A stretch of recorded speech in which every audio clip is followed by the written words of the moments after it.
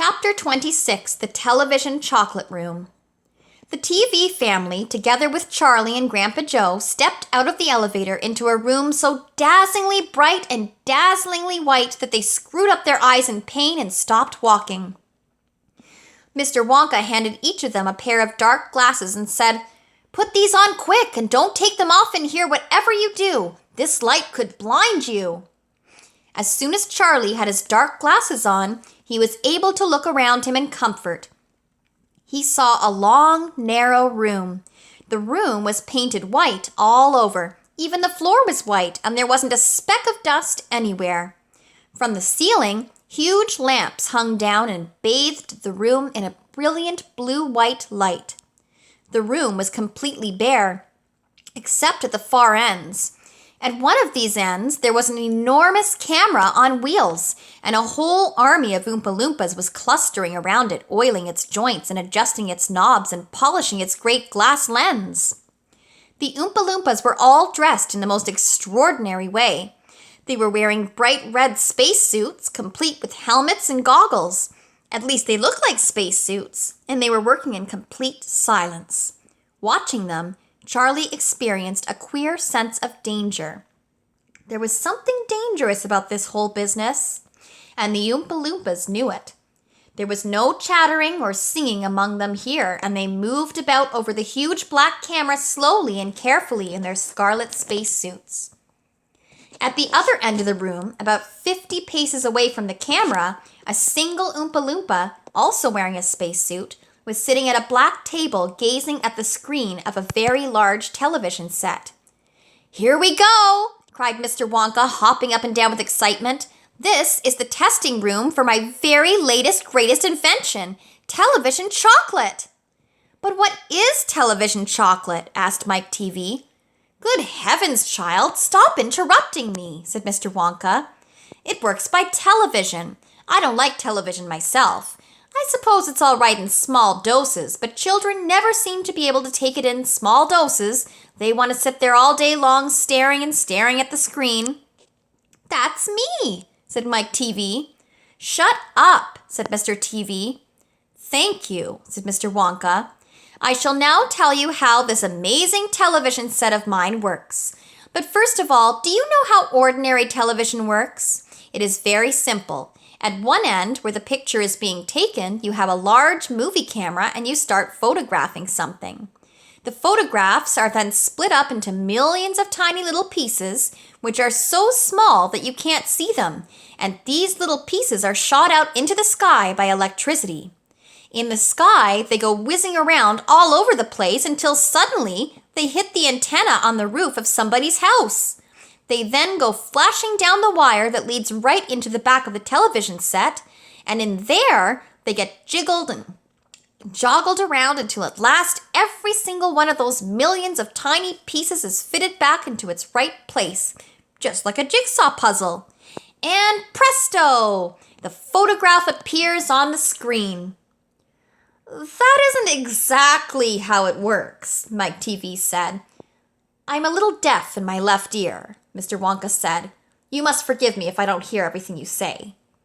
"I said that isn't exactly how it works," shouted Mike TV. "You're a nice boy," Mr. Wonka said, "but you talk too much. Now then, the very first time I saw ordinary television working, I was struck by a tremendous idea. 'Look here,' I shouted. 'If these people can break up a photograph into millions of pieces and send the pieces whizzing through the air, and then put them together again at the other end, why can't I do the same thing with a bar of chocolate? Why can't I send a real bar of chocolate whizzing through the air in tiny pieces, and then put the pieces together at the other end, all ready to be eaten?' "Impossible," said Mike TV. "You think so?" cried Mr. Wonka. "Well, watch this. I shall now send a bar of my very best chocolate from one end of this room to the other, by television. Get ready. There, bring in the chocolate." Immediately, 6 Oompa Loompas marched forward, carrying on their shoulders the most enormous bar of chocolate Charlie had ever seen. It was about the size of the mattress he slept on at home. "It has to be big," Mr. Wonka explained, because whenever you send something by television, it always comes out much smaller than it was when it went in. Even with ordinary television, when you photograph a big man, he never comes out on your screen any taller than a pencil, does he? Here we go then. Get ready. No, stop, hold everything. You there, my TV, stand back. You're too close to the camera. There are dangerous rays coming out of that thing. They could break you up into a million tiny pieces in 1 second. That's why the Oompa Loompas are wearing spacesuits. The suits protect them. All right, that's better. Now then, switch on. One of the Oompa Loompas caught hold of a large switch and pulled it down. There was a blinding flash. The chocolate's gone, shouted Grandpa Joe, waving his arms. He was quite right. The whole enormous bar of chocolate had disappeared completely into thin air. It's on its way, cried Mr. Wonka. It is now rushing through the air above our heads in a million tiny pieces. Quick, come over here. He dashed over to the other end of the room where the large television set was standing, and the others followed him. Watch the screen, he cried. Here it comes. Look. The screen flickered and lit up. Then suddenly a small bar of chocolate appeared in the middle of the screen. Take it, shouted Mr. Wonka, growing more and more excited. How can you take it? Asked Mike TV, laughing. It's just a picture on a television screen. Charlie Bucket, cried Mr. Wonka, you take it. Reach out and grab it. Charlie put out his hand and touched the screen, and suddenly, miraculously, the bar of chocolate came away in his fingers.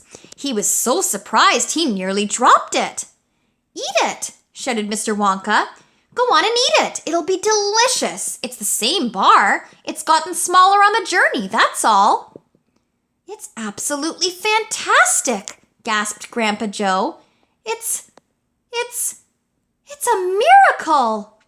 Just imagine, cried Mr. Wonka, when I start using this across the country, you'll be sitting at home watching television, and suddenly a commercial will flash onto the screen, and a voice will say, Eat Wonka's chocolates. They are the best in the world. If you don't believe us, try one for yourself. Now. And you simply reach out and take one. How about that, eh? Terrific, cried Grandpa Joe. It will change the world.